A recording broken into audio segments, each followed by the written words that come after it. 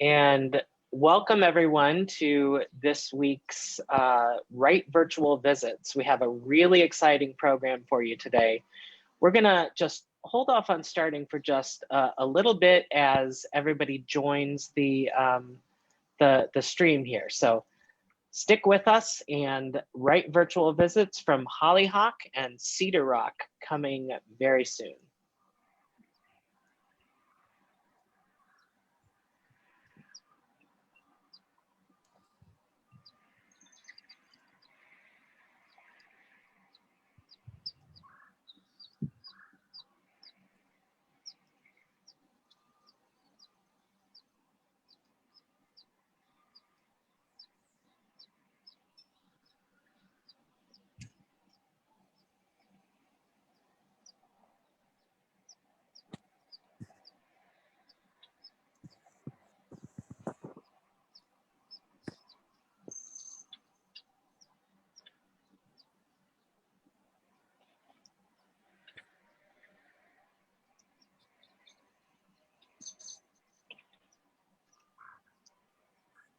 So as we're waiting for others to join us, let me just introduce myself. I am the voice coming from nowhere. My name is Jeff Goodman.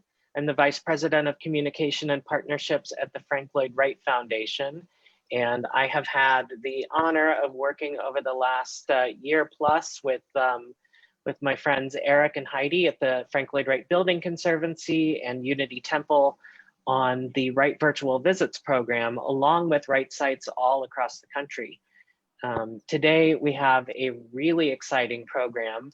We're gonna be visiting with Abby in Los Angeles and Nathan in Cedar Rock, Iowa, to see some restoration projects of some lesser known Wright sites. So, and I, in particular, I'm really excited about today's program because the Green Cabin in Cedar Rock is a project that I know very little about.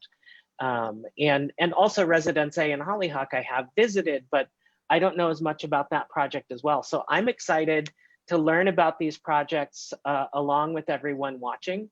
And I might have questions of my own that I will ask as Abby and Nathan show us around.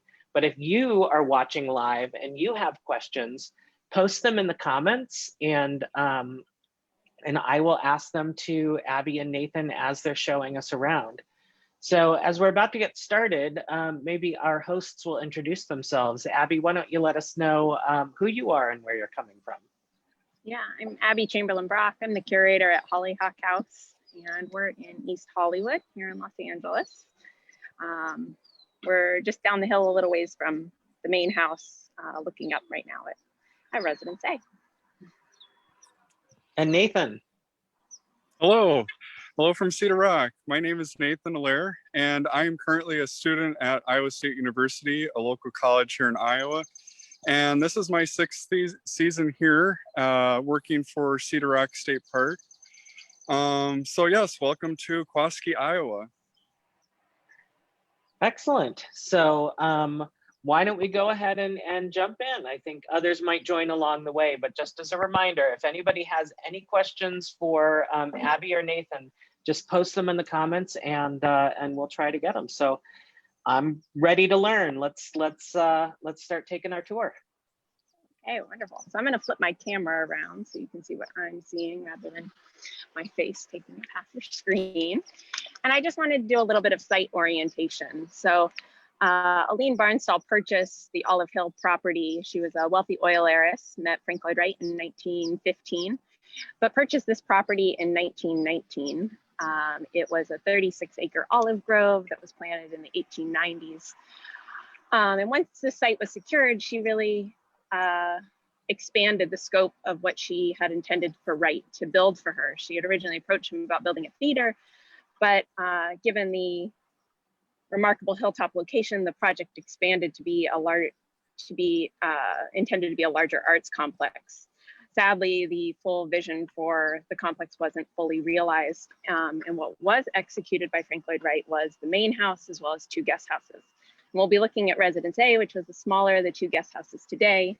And here's an aerial view, which, because sadly, with this hilltop location, seeing the main house is impossible, but this photo is looking north with the main house here, Residence A situated here, and Residence B, which was sadly demolished in 1954, located to the west. So spin around. And this is a very active construction site right now, which is exciting to see the transformation, but there will be a fair amount of traffic coming through. So Residence A is here on the northeast corner of the property. It was completed in September of 1921. So we're in our centennial year. Hollyhock House is situated at the crown of the hill, which is somewhat atypical for Frank Lloyd Wright, but Residence A is really of the hill here, nestled into the hillside, with views of the Hollywood Hills to the north, which we'll get a chance to take in together as we move through. And now, Nathan, do you want to orient us a bit at your site? Sure. So to give a little background about our site, I'll go ahead and turn my camera around here. So right now we're on a large limestone bluff called Cedar Rock. This area was purchased by Lowell and Agnes Walter in December of 1944. And they had originally purchased this area for $700. They were local farmers and road builders. And by the end of World War II, the Walters were looking to build their forever dream home. And charmed by the natural beauty of the limestone bluff, Mr. Wright had designed a main residence that we see in front of us here, along with a boathouse, council fire, and front gate. All of these structures were originally completed in 1950, but the green cabin was just a year later, and I'll get into that soon here. But just to kind of orient you to our site here, I'll show you a photo taken in 1951 here of our site. So this area over here is the main house. Just down the rock from the house is the boathouse next to the Wapsipinicon River. And then over to the very right-hand side over here is where we'll be going today, which is the green cabin.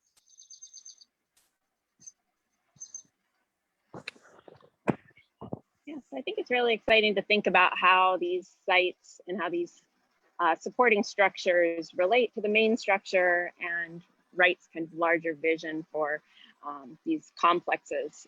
Of course, we all know that Wright was known for his total designs, and to think about how it sprawled across multiple structures is really fascinating. And I think something that we're really looking forward to expanding our interpretation here on Olive Hill of Wright's original vision.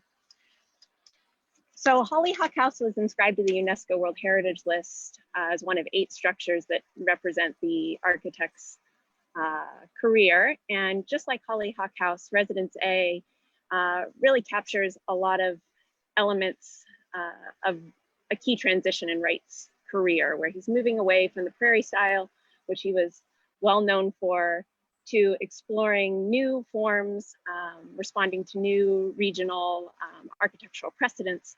And here you can see it with the decorative stonework around the balcony windows. The cast stonework detail is evocative of pre-Hispanic carved ruin sites. The flat livable roof terraces here at Hollyhock House and Residence A, relating to Pueblo architectural building precedents as well. Residence A has much more in common with Wright's prairie style and kind of the strong center massing with the horizontal roof lines extending from the structure and but I think Hollyhock House, of course, being kind of a more dramatic shift, we still see a lot of continuity between those, between the two structures. So I'm moving around now to the northeast corner of the house. And one of the most exciting transformations that we're realizing here is the restoration of this wonderful cantilevered balcony with art stone on it. When this building had fallen into disrepair, a kind of sorry looking wooden structure was added that didn't have the kind of grand volume that the original design offered. So Aline Barnsdall, this was conceived to be a guest house for her on her property. And the only known residents that stayed here at Residence A were Walter and Louise Ahrensberg, who were famed modern art collectors, as well as voracious collectors of pre-Hispanic art. So it's kind of interesting to think about the connections of pre-Hispanic art in the design of the structure, as well as their collecting interests. But the building was shortly thereafter gifted to the city of Los Angeles by Aline Barnsdall in 1927. And it was used per her gift requirements as a center for children's art classes. And this is what the building looked like shortly after its completion. So you really can appreciate this, outstanding solid volume extending from to be viewed from the Hollywood Hills to the north. But there were modifications made to this structure early on to support the art programs here, as well as just service to a public park, which was Barnsdall gifted not only Residence A and Hollyhock House, but 11 acres of parkland around. So they punctured 2 public restrooms into the basement facade here, really kind of impacting the dramatic effect that you get of this solid volume that Wright conceived along what would have been the roadways through the park. First, of course, conceived for an arts complex that was never fully realized. Aline Barnsdall had wanted theater, artist studios, a cinema, shops, all developed. And again, what was realized were the main house and 2 guest houses. So now we're moving further towards the south, and you see some prominent fascias, again, relating more to Wright's prairie style with the horizontality of those elements, long garden walls that anchor the structure back into the landscape. Here. So as an art center, it offered classes in ceramics, weaving. There were modifications made to the inside of the structure as well. The upstairs room here was converted to be used as a weaving studio, so interior walls were demolished out. And we're really excited to bring back all of those residential scaled features with this latest restoration project.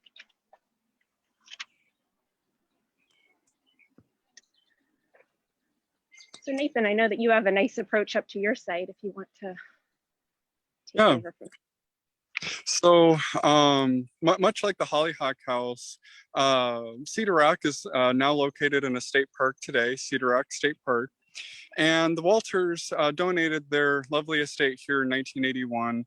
And they wanted their house to be shown to the entire world as a fine example of a modern living and living more close to nature. With such a house needing a lot of brick and a lot of glass and concrete, the Walters really needed a lot of materials brought out here to rural Iowa. And so after 1945, the end of World War II, materials were pretty tough to get out here. And so in the meantime, the Walters had decided to build a small white cabin in 1946 before the construction of the main house. And that would have been located up here on this grass lawn in front of where the green cabin is today. But if you're wondering what the white cabin looks like, this is a photo of what it would have looked like back in 1945.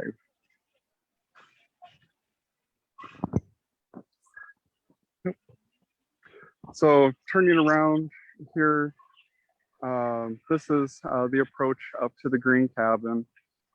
Frank Lloyd Wright had completely redesigned what the original white cabin was to really take on a lot of the principles of a Usonian house, with a lot of emphasis of horizontal lines, lower roof structures, and the cabin did have a brick pillar on the front of it, which is no longer here right now.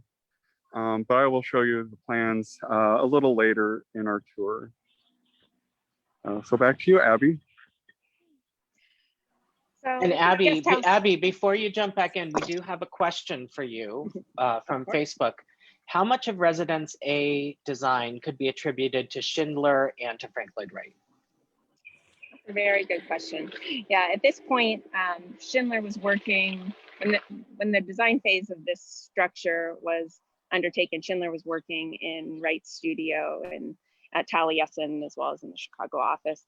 And he came out and actually, and he did a lot of the drawings from there for this original design. Wright was busy working on the Imperial Hotel at the same time. And a lot of scholars do see a strong hand of Schindler in the design of this particular structure, kind of melding the prairie style with the new forms that Wright was developing for the main house.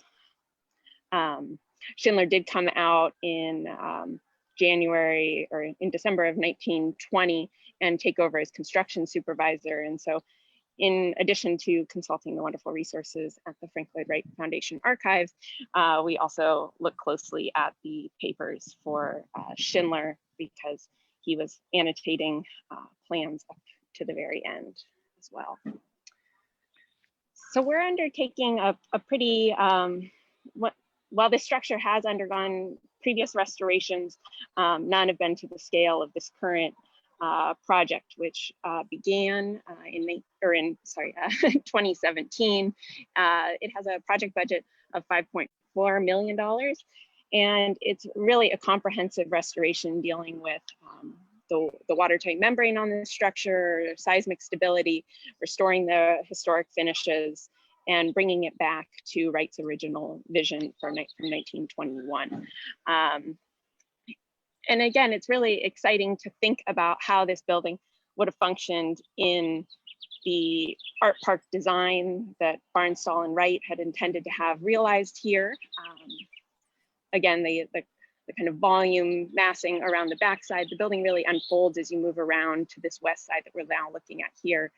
And at Hollyhock House, the entrance to the house is hidden under a pergola, but here Wright was rather ingeniously created a wonderful outside transitionary space in this entryway.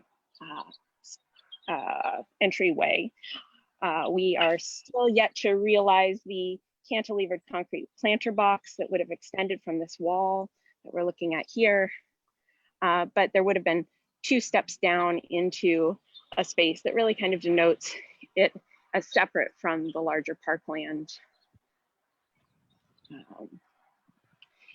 And there's your first up close glimpses of some of the art stone, a variation on some of the motifs that at Hollyhock House are based on the hollyhock flower. These can read to me as smaller flower buds.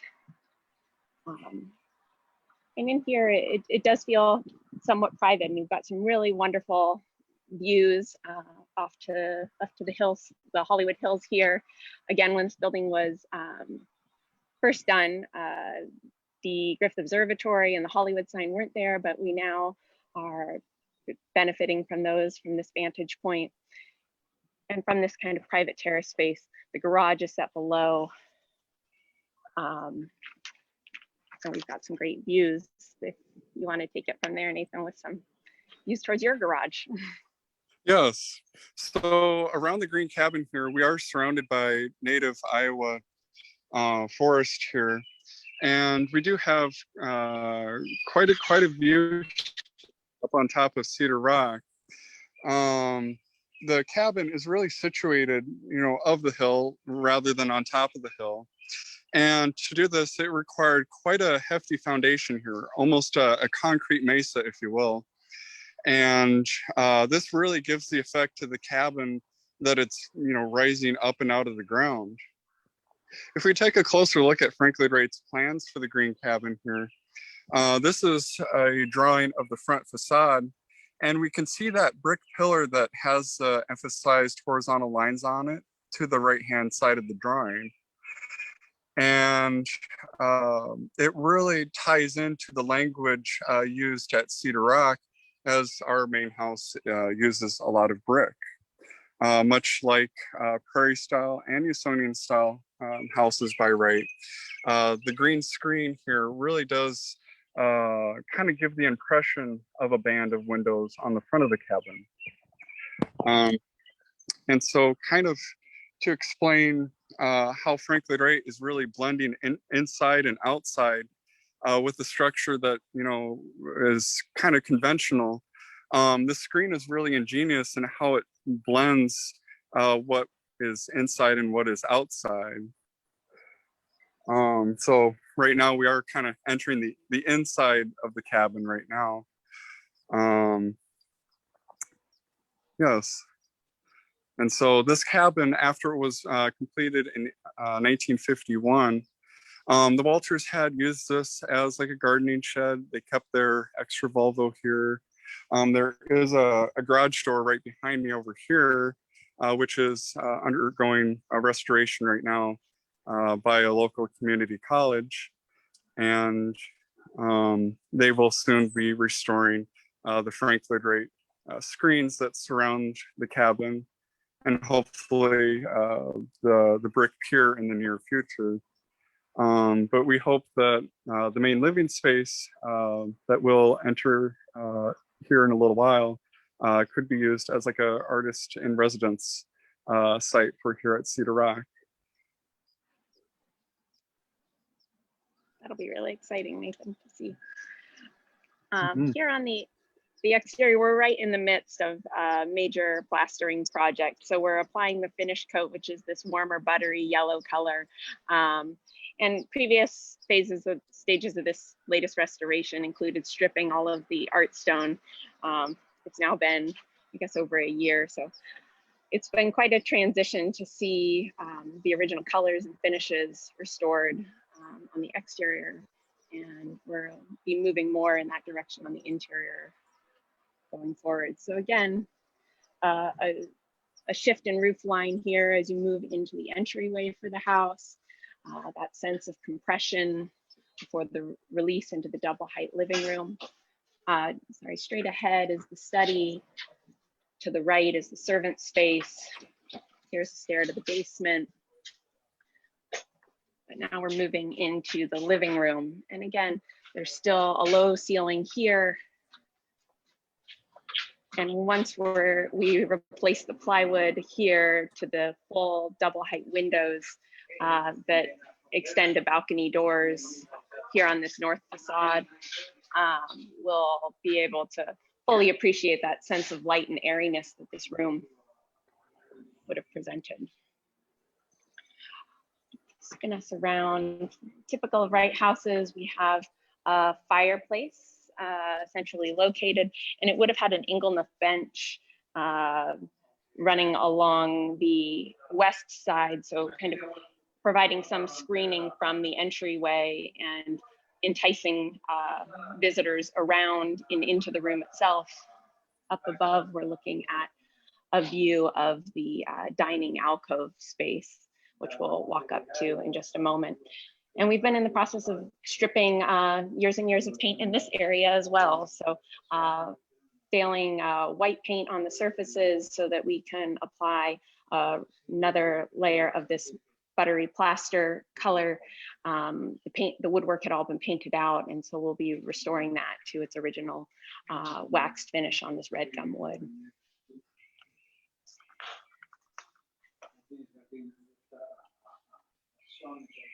Go ahead, Nathan, if you. All right. Yeah.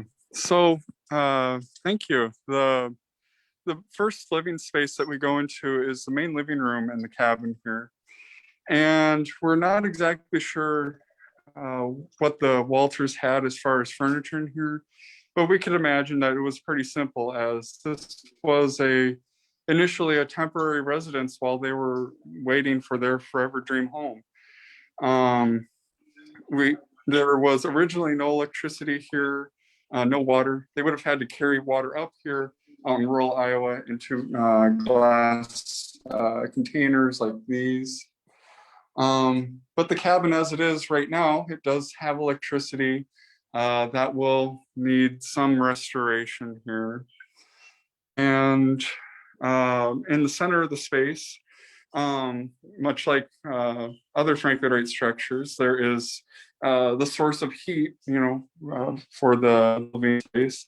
This is Coleman oil furniture, and along with some of the Walters metal furniture that would have been with the cabin.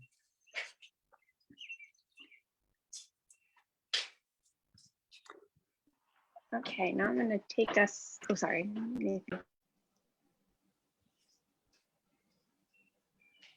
Abby, we got you on mute now all of a sudden. Oh, I muted it. I wasn't sure if Nathan was going to cover another point before I took over. I do have one other point. All right. Yeah. So the original cabin was made from a lot of local timber here.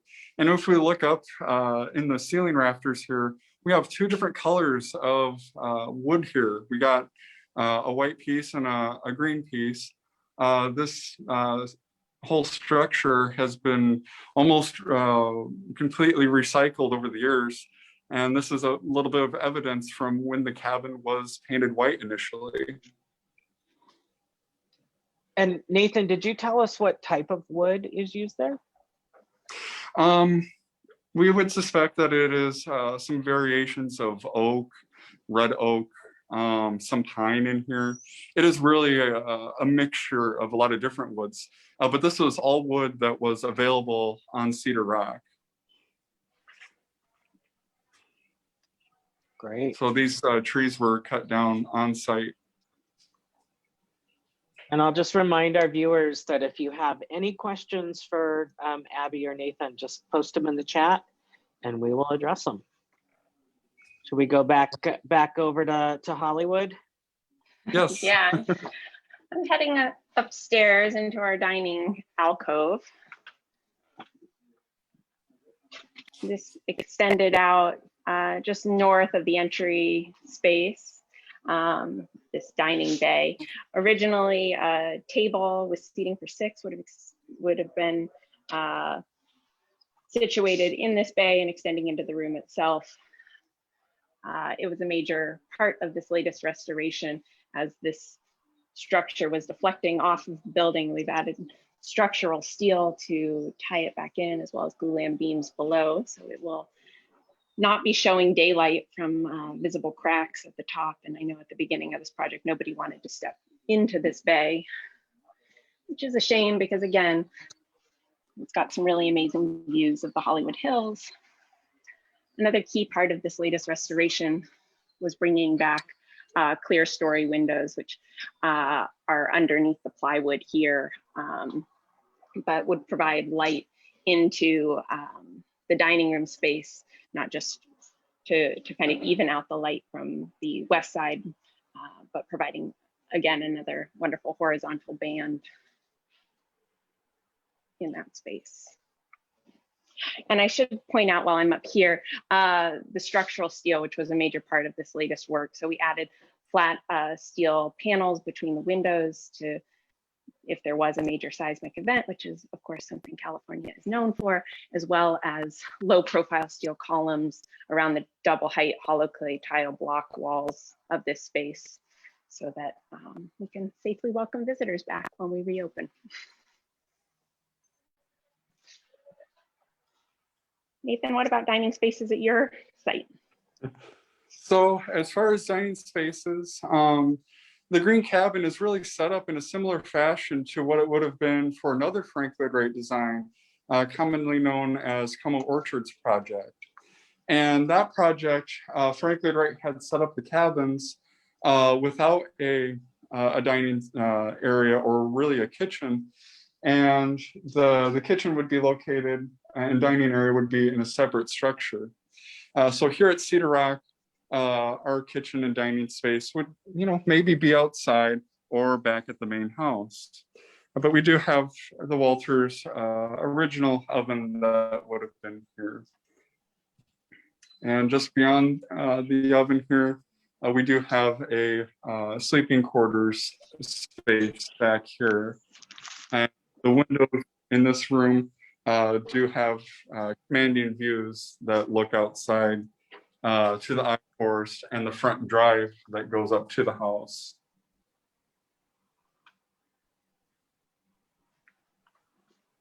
was just going to move into our kitchen space next. It's got another wonderful bank of band of windows. Look to the west. I wouldn't mind standing at the sink doing dishes myself. And this room, additional cabinets were added, but I do think it's interesting in thinking about this structure in relation to the main house. It had far fewer cabinets.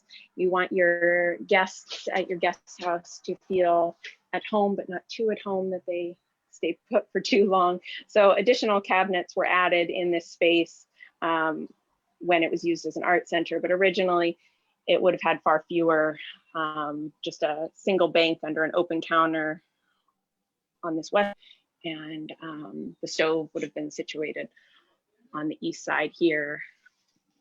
And one of my favorite features that's fitting for California is that the servant staircase here at Residence A is an exterior one running outside of the house, because we've got year-round sunny weather that goes down to the servants' wing into the entrance of the house.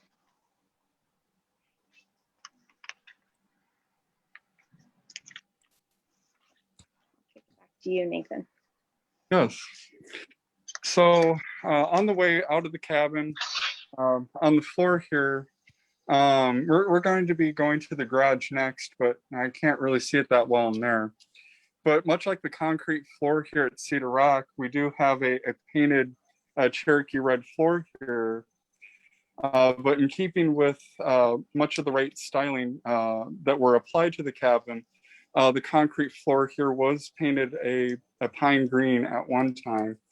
And much like the light switches at the main house that were picked out by Frank Lloyd Wright and John de Coven Hill, one of Wright's apprentices, the light switches here appear to have the small detail on them that's called a Greek key or a meander border on them, which is sometimes seen in Japanese artwork and others. But those are the final touches while we're on the inside, the really inside part of the cabin. Another space here is seen from the outside here. And so the cabin used to be two different structures. One part is the garage, the other part is the main living quarters. And in the center here, Frank Lloyd Wright chose to keep a 2-foot wide breeze space in between the structures. And this was done for a couple of reasons. The original height of the living quarters was much taller than the garage quarters. And so the new roof that Frank Lloyd Wright had designed for it, Frank Lloyd Wright wanted it to be as low and level as possible.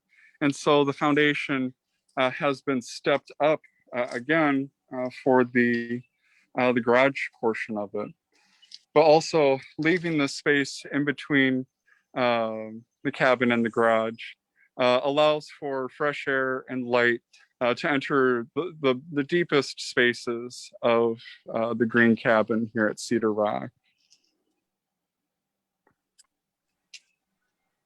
I guess thinking about interesting ventilation strategies, I wanted to first just give you a quick look at these bedroom spaces that again were demolished early in the building's history to accommodate large looms for weaving classes in this area. But we've been able to restore these bedrooms.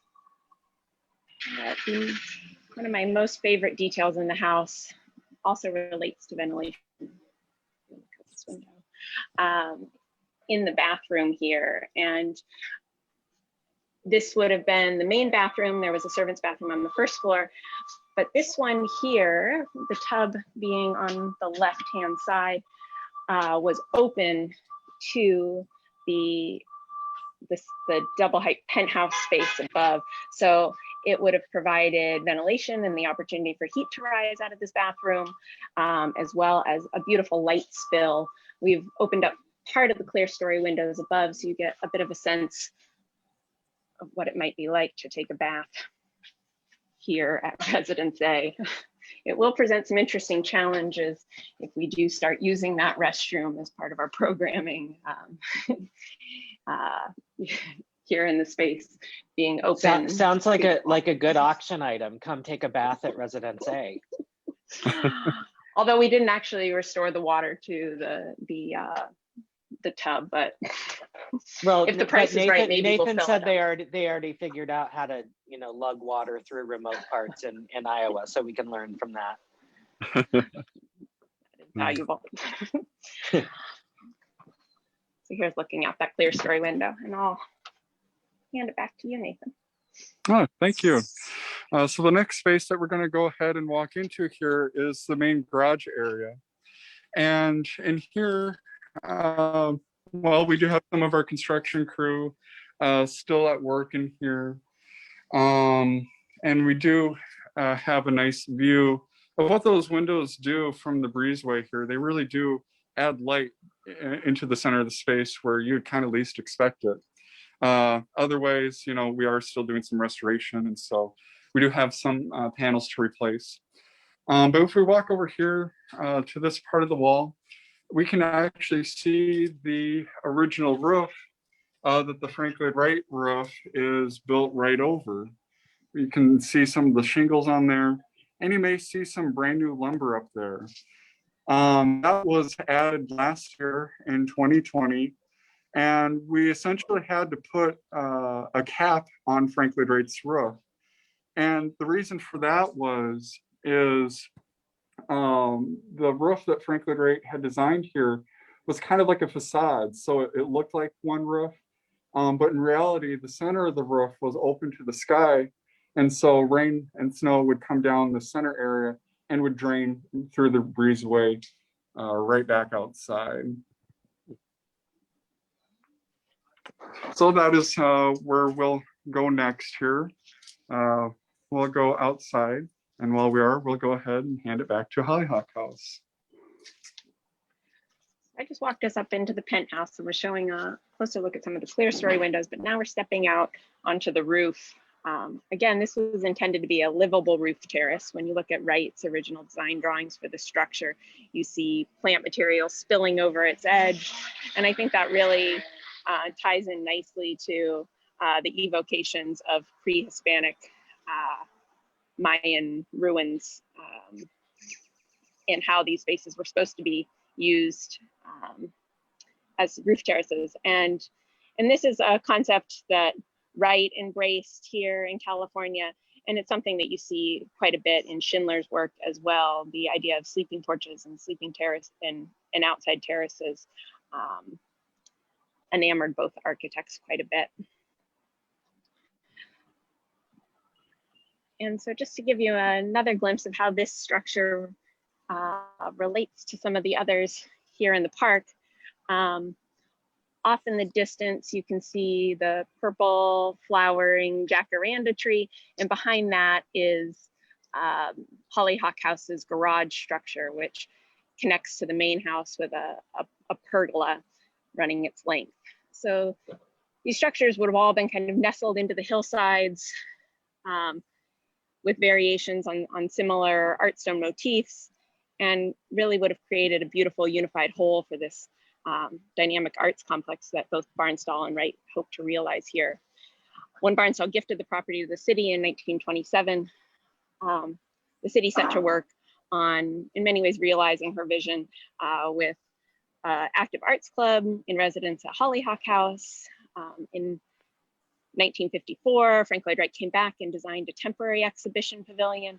This one was built in response to be complementary to Wright's original design in 1971.